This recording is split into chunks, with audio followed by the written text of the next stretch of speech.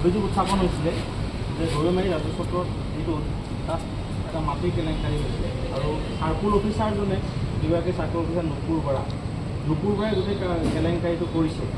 আচলতে সেইটো কি বুলি কয়, কি হৈছে, কি কৰিছে? আচলতে যিটো অভিযোগ দিছে ৰাহুল চৌধুৰী নামৰ ল'ৰাটো, সেইটো একেবাৰে ভিত্তিহীন আৰু মনে সজা অভিযোগ।